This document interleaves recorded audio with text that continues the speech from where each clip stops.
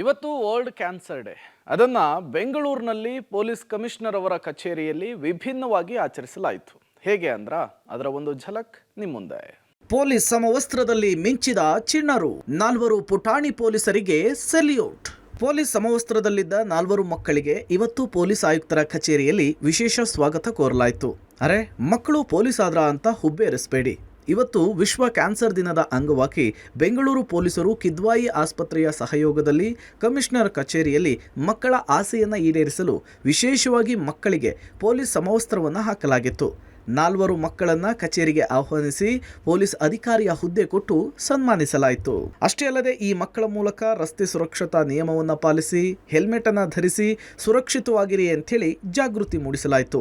Traffic rules ಬಗ್ಗೆ ಕೂಡ ಮಕ್ಕಳಿಗೆ ತಿಳಿಸಲಾಯಿತು. ಆ ಬಳಿಕ ನಗರ ಪೊಲೀಸ್ ಆಯುಕ್ತ ದಯಾನಂದ್ ಪುಟಾಣಿ ಪೊಲೀಸರೊಂದಿಗೆ ಕುಳಿತು ಸುದ್ದಿಗೋಷ್ಠಿ ನಡೆಸಿದರು.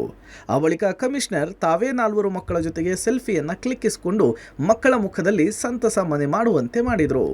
ಫೆಬ್ರವರಿ 4ನೇ ತಾರೀಕಿನಂದು ವಿಶ್ವ ಕ್ಯಾನ್ಸರ್ ದಿನಾಚರಣೆ ಆಚರಿಸತಕ್ಕಂಥದ್ದು. ಅದರಂತೆ ಪೊಲೀಸ್ ಇಲಾಖೆಯ ವತಿಯಿಂದ 4 ಕಿರಿಯ ಸ್ನೇಹಿತರನ್ನು ನಾವು ಇವತ್ತಿಲ್ಲಿ ಬರಮಾಡ್ಕೊಳ್ತಾ ಇದ್ದೇವೆ. ಒಂದು ದಿವಸದ ಪೊಲೀಸ್ ಅಧಿಕಾರಿ ಅಂತಕ್ಕಂಥ ಒಂದು ಕಾರ್ಯಕ್ರಮ ಹಿಂದೆಯೂ ಕೂಡ ನಾವು ಮಾಡಿದ್ವಿ, ಕಿದ್ವಾಯಿ ಮತ್ತು ನಮ್ಮ ಪರಿಹಾರ ಸಂಸ್ಥೆಯ ಸಹಯೋಗದೊಂದಿಗೆ. ಅದರಂತೆ ಇವತ್ತು ನಮ್ಮ 4 ಕಿರಿಯ ಸ್ನೇಹಿತರು ಪಲ್ಲವಿ, ದಿವ್ಯಶ್ರೀ, ವಿಶ್ವಾಸ್ ಮತ್ತು ಜೀವನ್ 4 ಸ್ನೇಹಿತರು ನಮ್ಮೊಡನೆ ಇವತ್ತು.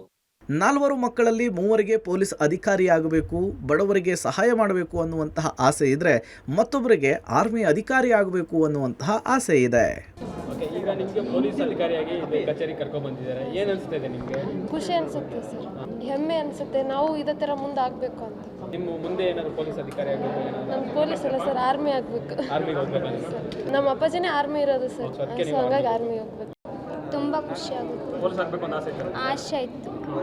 ಇವತ್ತಿನ ಕಮಿಷನ್ ಆಫೀಸಲ್ಲಿ ಅದು ಕಮಿಷನ್ ಮಕ್ಕಳ ಕೊಡಿಸ್ಕೊಂಡು ಪ್ರೆಸಿಡೆಂಟ್ ಮಾಡಿದ್ದಾರೆ, ಏನು ಅನಿಸುತ್ತೆ? ತುಂಬ ಖುಷಿ ಆಗುತ್ತೆ. ಭಯ ಆಗ್ತಿತ್ತು ಫಸ್ಟ್ ಭಯ ಆಗ್ತಿತ್ತು, ಈಗ ಎಲ್ಲ ರೂಢಿ.